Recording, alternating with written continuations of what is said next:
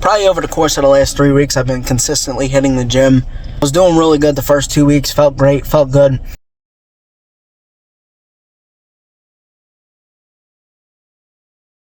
I came down with like a low-grade flu. Wasn't feeling good the last couple days, and overall it kind of got me out of my gym routine, as you would call it.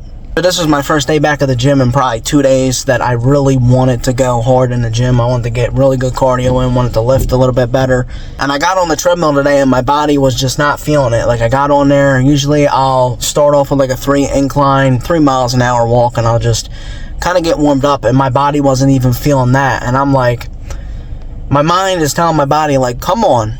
And the whole time my body is trying to go back in that comfort zone that I was the last couple days of laying in bed, drinking tea, sleeping, and I'm like, come on, we feel better. My mind feels better, and I know my body is just trying to get into that comfort stage again. And this is the thing that I've learned over the last couple months, is discipline over motivation. I was not motivated at all to go in the gym today. I didn't even want to go, but I knew I had to go shopping, and I knew the gym was right there, and I knew if I came back home, I really would have been like, Mike, you could have just hit the gym today instead of just being a lazy prick. Because I didn't want to. I'm like, I just want to go shopping and go home and play on Battlefield. The new update's out. And I'm like, I'm going to be sitting on that game in a couple hours being like, you could have went hard in the gym and you know it. And instead you're sitting down on your ass playing a game that's going to get you nowhere. And I'm not dissing video games. I'm a gamer. But I'm just saying that's kind of been my motivation over the last couple weeks. It would have made me feel in regret instead of just going, even if I just went for 45 minutes. Today, I got out of that funk. I ended up doing almost 4 miles on the treadmill. Here's proof.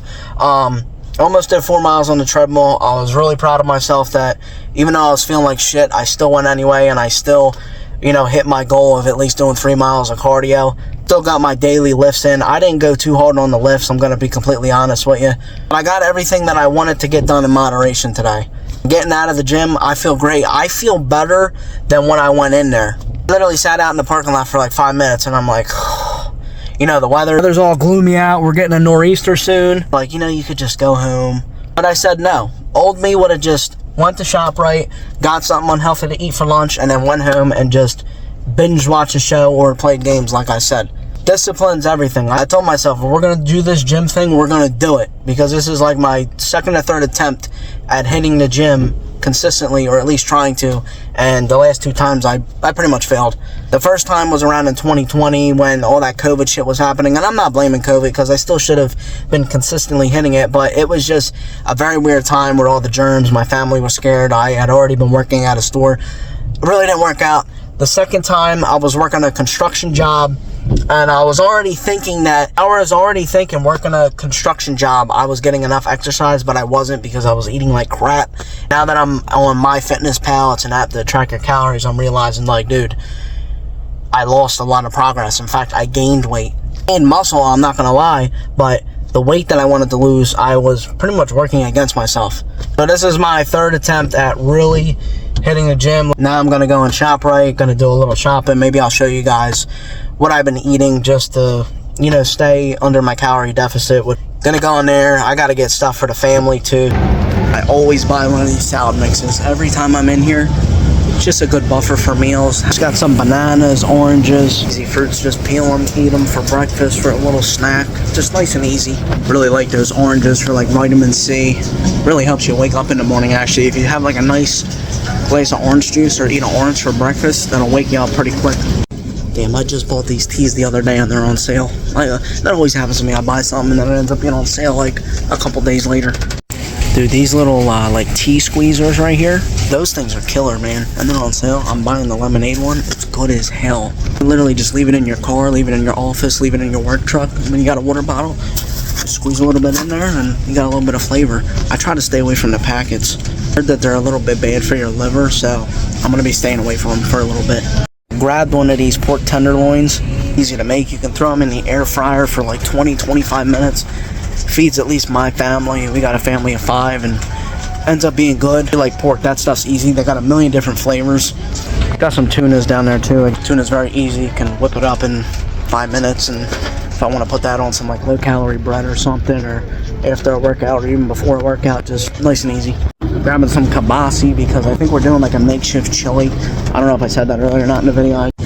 People, a lot of times, they go wrong with the drinks. Drinks have a lot of calories, but you got these 0 Minute Maids. You know, you got the diet green teas over here. You can literally save 150 calories per cup just by picking the, you know, calorie smart option. It's a lot easier once you start becoming aware of what you're doing. Like right here, Simply Light, and I got the other one on top.